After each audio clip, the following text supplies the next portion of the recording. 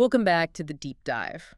I want you to picture a really specific scenario. Okay, I'm picturing it. It's a Tuesday afternoon. The world's on fire. Well, metaphorically, I hope deadlines are being missed. The group chat is just completely frantic and your cortisol is spiking. Oh, I know that feeling. Right? It feels like you're standing in a hurricane. Mm. And then you jump on a call or maybe you walk into a room with that one specific friend or colleague. I think everyone listening has that exact person popping into their head right now. Exactly. And the weird thing is they don't actually do anything dramatic. They don't yell, they don't take over the meeting, they don't offer some aggressive 5-point plan. No, they usually just listen. They just sit there. But suddenly the wind dies down. You feel like you can actually exhale for the first time in hours. They are basically the human equivalent of noise-canceling headphones. That's a very evocative way to put it. Well, today we are trying to figure out the actual mechanics of that person. We're doing a deep dive into the Max Energy ME80 personality system. Yes, the ME80. Now, for anyone new to this, the ME80 system is this incredible framework. It maps out human energy, basically showing how we process information, how we make decisions, and how we interact with the world around us. And it does so with an impressive level of granularity. It really does. And our mission today is to focus entirely on one very specific profile within this system, the ASAU. Which the ME80 documentation affectionately refers to as the soft wise one. The soft, wise one. I mean, it sounds like a character from a fantasy novel, doesn't it? It does, but it's a very real and a very necessary archetype in our society. So we need to unpack this idea of gentle wisdom. We want to understand how their brain actually processes the world, why they are so incredibly good at fixing broken vibes, and this is the part I really want to get into, where their hidden vulnerabilities lie. Because even a safe harbor takes a beating from the waves over time. Exactly. So let's start with their core identity. In the ME80 system, every type has a structural definition. The source material defines the ASAU through this concept of gentle wisdom. Right. There's a core declaration in the report that I just love. It feels almost poetic. It says, wrapping complexity in gentleness, letting truth be spoken and slowly released with peace of mind. Wrapping complexity in gentleness. That right there is the key phrase. It sounds lovely, but let's be real for a second. Is that actually practical? I mean, when I think of handling complex problems, I think of spreadsheets, project management tools, or, aggressive debate. Wrapping it in gentleness sounds a bit, well, inefficient. I suppose it depends on your definition of efficiency. Think about trying to untangle a knotted necklace. If you pull hard, if you try to force that complex knot open, you just pull it tighter. Oh, I've ruined a few necklaces doing exactly that. Right. The ASAU operates on the principle that truth and resolution need a safe environment to emerge. If people feel threatened or rushed, they hide the truth. They get defensive. So they create a buffer? Exactly. They don't try to slice through the complexity like a sword. They hold it. They use acceptance and patience as their primary operating methods. So, unlike a highly aggressive commander type who might act like a battering ram to break down a door, the ASAU is doing what, exactly? Think of the old fable about the sun and the wind. Oh, where they bet on who can make the traveler take off his coat. Yes. The wind tries to force the coat off by blowing as hard as possible, and the man just wraps it tighter around himself. But the sun just gently warms the environment until the man takes it off willingly. Ah, I see. The ASAU believes that real lasting change, especially in relationships or really volatile situations, happens when you let the conversation continue naturally, rather than forcing a hard stop or a rigid verdict. That perfectly transitions into what the ME80 system calls their control mechanism, their global vision. The documents refer to them as a stabilizing force. Which their unique value add. They absolutely excel in the gray areas. Because most of us hate ambiguity. We despise it. When emotions are unclear or a project status is undefined, we want to rush to a conclusion just to end our own anxiety. Okay. We say, just tell me if I'm fired, or tell me if the project is canceled right now. I am so guilty of that. I would much rather have bad news instantly than sit in our unknown for a week. Most people would, but the ASAU is surprisingly comfortable sitting in that unknown space. Their methodology is specifically not to rush toward conclusions. So how do they actually help? They help others clarify their feelings and direction through 3 very specific actions: deep listening, reflection, and gentle response. I want to double-click on gentle response, because that implies they are actually doing something active. They aren't just sitting there nodding like a therapist in a movie. No, it's highly calibrated. Their underlying philosophy is that relationship repair and growth require time and space.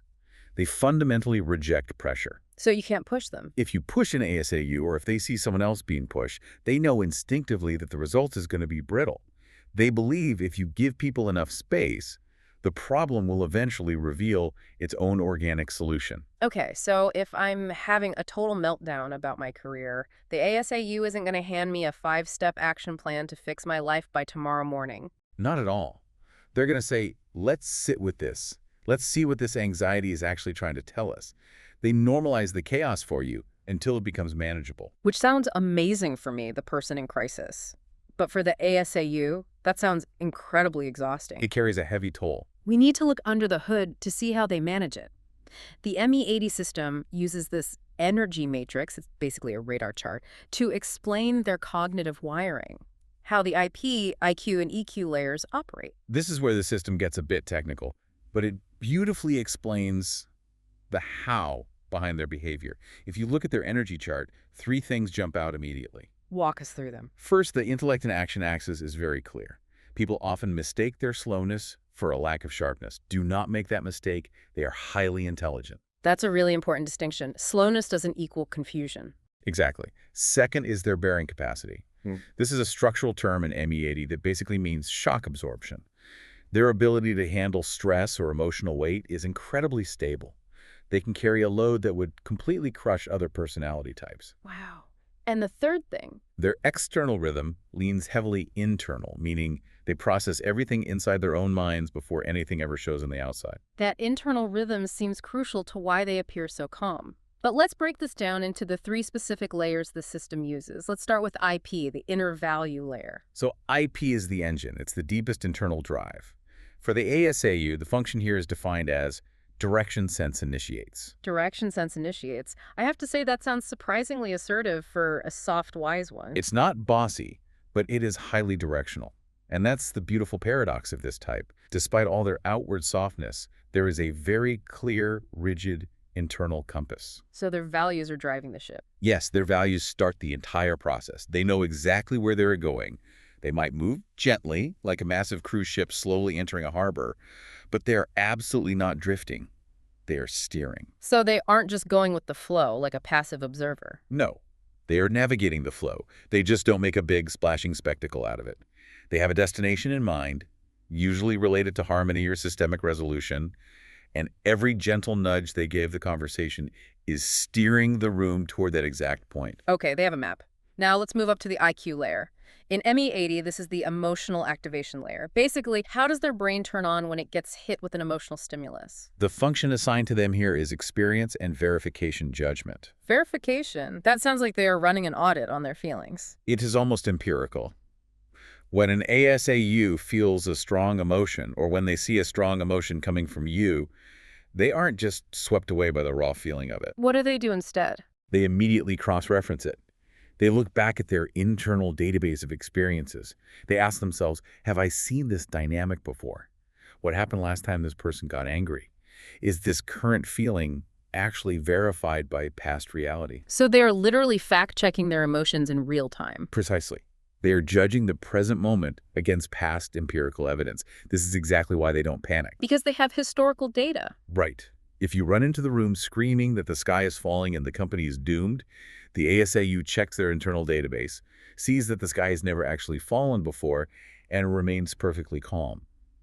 They rely on experience to verify the actual threat level. That makes so much sense. That explains the immense stability. They simply aren't impulsive. Which leads us to the EQ layer, the decision calculation layer. This is how they actually calculate their interactions with others. And the function here is emotional detachment and understanding. Okay, hold on. Emotional detachment. That sounds entirely contradictory to the soft, gentle persona. I know. It sounds a bit harsh on paper.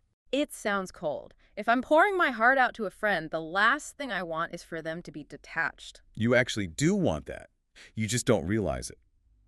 In this context, detachment does not mean indifference or a lack of empathy. How so? Think of a world-class surgeon. If you are on the operating table, do you want the surgeon to be panicking and crying because they feel your pain so intensely? Definitely not. I want their hands to be rock steady. Exactly. You want them to care deeply about the outcome, but you desperately need them to be detached from the immediate trauma so they can actually perform the operation. Oh, wow. The ASAU utilizes this emotional detachment to step back from the blinding heat of the moment. It's the only way they can see the full picture. If they were hugging the tree, they couldn't see the forest fire. So the actual wisdom in the soft, wise one comes from that calculated emotional distance. Yes, it allows them to understand the group dynamic without getting burned by it. They can see why you are angry much better than you can, simply because they aren't drowning in the anger themselves. This is fascinating. So we have an internal compass at the IP layer, a historical database of experience at the IQ layer, and a surgeon's detachment at the EQ layer. A powerful combination. But how does all of that internal processing actually show up to the rest of us? That brings us to the manifestation layer. For the ASAU, the energy operates completely inward. The source material gives us 3 key words for this manifestation: carrying, absorbing, and integrating. Carrying, absorbing, integrating. It sounds heavy. Imagine a massive sponge or a deep reservoir. When they walk into a highly tense board meeting, they don't project their energy outward. They don't try to dominate the room with their volume. They pull it in. They take the energy of the room into themselves. If there is tension, they absorb it. If there is massive complexity, they integrate it internally. They literally metabolize the chaos of the room inside their own nervous system so the rest of the room doesn't have to. I have to be honest here. That sounds like a truly terrible deal for the ASAU, being a human water filter for everyone else's toxic stress. It is a high-cost superpower. Which brings us to the deep analysis of their inner traits.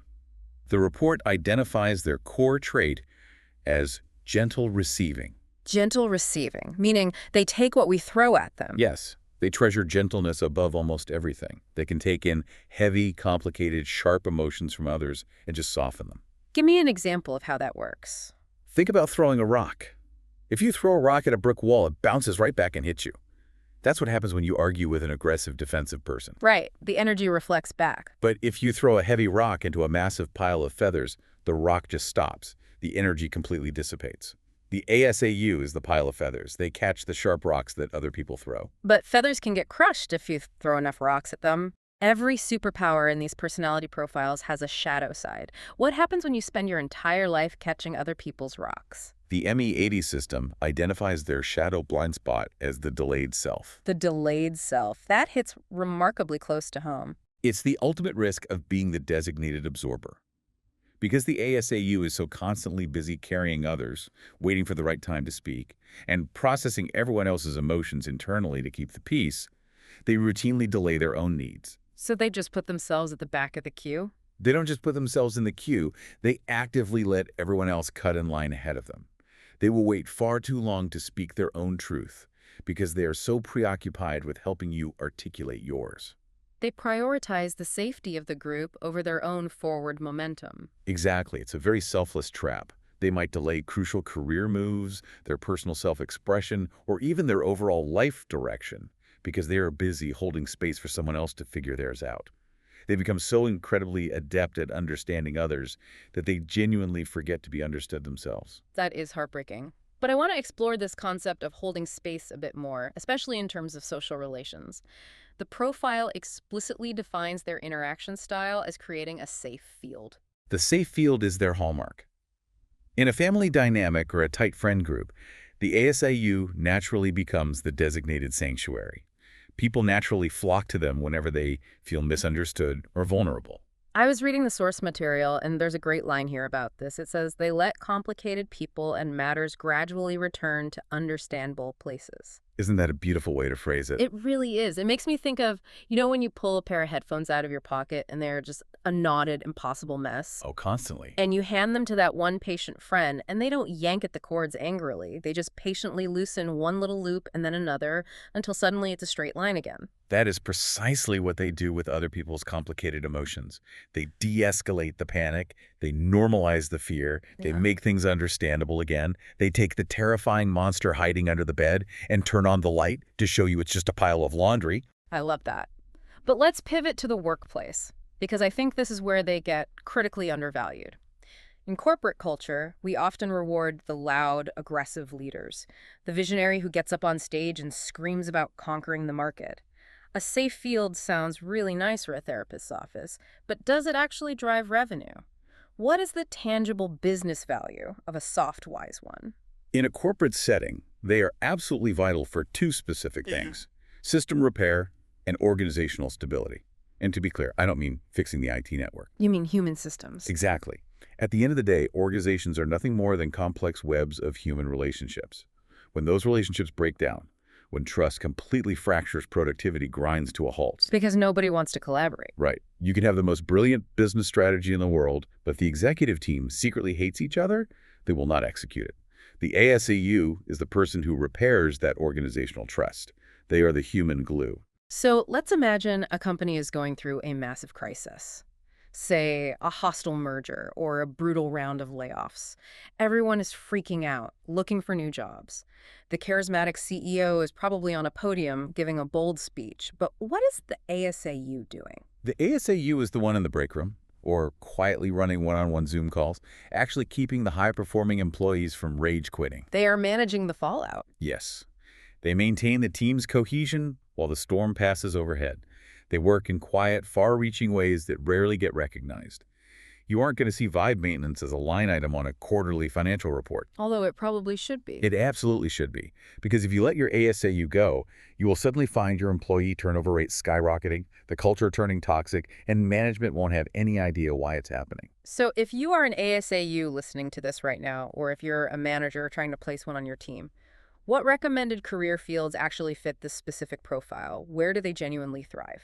The ME80 report lists a few key professional areas where that safe field creation is a massive asset. First, obviously, is psychological support and counseling. That's a no-brainer. They are natural therapists. But stepping into the corporate world, human resources and organizational coordination are huge. But specifically, the people operations side, not just the administrative payroll side. You want them handling the messy human stuff. Exactly. They are the ones you want handling delicate personnel issues, interpersonal conflicts, and team mediation. What else? Another fascinating recommendation is customer relationships, but specifically long-term service roles. Like account management. Yes, but think of it as farmer sales rather than hunter sales. If it's a role where you aggressively pitch, close the deal, and immediately move on to the next target, they will hate it. But in roles that require patience and zero pressure, they build immense, unbreakable loyalty over time. Because the client actually trusts them. Exactly. Clients trust the ASAU because they know they aren't going to be aggressively upsold on a product they don't actually need. That makes total sense. Any other fields? Education, training, and long-term support roles. Basically, any environment where infinite patience and the ability to guide someone gently through a steep learning curve are required, they make unparalleled mentors. It seems like the golden rule here is that any role requiring you to play the long game with human beings is a perfect fit. Spot on. If the job requires quick, highly transactional, high-pressure flipping, the ASAU will wither and burn out. If it requires depth, trust building, and systemic retention, they will absolutely shine. We've covered a tremendous amount of ground here today. We've mapped out their gentle wisdom, their unique ability to absorb and integrate chaos, that rigid internal compass that actually guides them, and of course the very real danger of the delayed self. As we wrap this up, how do we summarize the core essence of the soft, wise one? They really are the quiet power that holds the chaotic world together. They remind the rest of us that aggressive force isn't the only way to move obstacles. Sometimes you really don't need to push the river, you just need to let it flow. I love that. And we actually have a gold sentence directly from the ME80 source material to send us off today. I think it encapsulates everything we've talked about perfectly. Yes, this is the profound thought we want to leave you with. It says, when gentleness is treasured rather than consumed, soft, wise ones can continue maintaining relationships, repairing systems in quiet yet far-reaching ways, and letting complicated people and matters gradually return to understandable places. When gentleness is treasured rather than consumed, Man, that is a really powerful warning for the rest of us, isn't it? Because it is so incredibly easy to just consume these people. It happens all the time. We just dump all of our toxic stress and problems onto them, and then we walk away feeling so much lighter, completely oblivious to the fact that we just left them holding a massive bag of our anxiety. It is a common tragedy. So the challenge for you, the listener, is this. Do you have an ASAU in your life? And if you do, are you actually treasuring their gentleness? Or are you just using them as an emotional landfill for your own daily stress? That is a phenomenal provocative thought to leave you with. What happens to the whole system if the absorber finally gets too full and stops absorbing? Something you definitely need to ponder. Now, if you are listening to this deep dive and thinking, wow, that is exactly how my brain works, or maybe I think I'm married to a soft, wise one, you should know that all of this insight came directly from the Max Energy ME80 Personality Assessment Report. It is a brilliantly comprehensive system. We really only just scratched the surface of a single profile today. If you want to understand more about your own specific energy matrix, that internal radar chart we broke down earlier, you should definitely look into getting your own assessment. You can find all the details and take the assessment by visiting their official website at www.maxenergylife.com. Or if you want to connect with their community on social media, you can search for Max Energy. That is spelled MAXENERGY. And in Chinese, Max Energy Arhu. Or you can also search for their other page, Meta and Energy, on Facebook.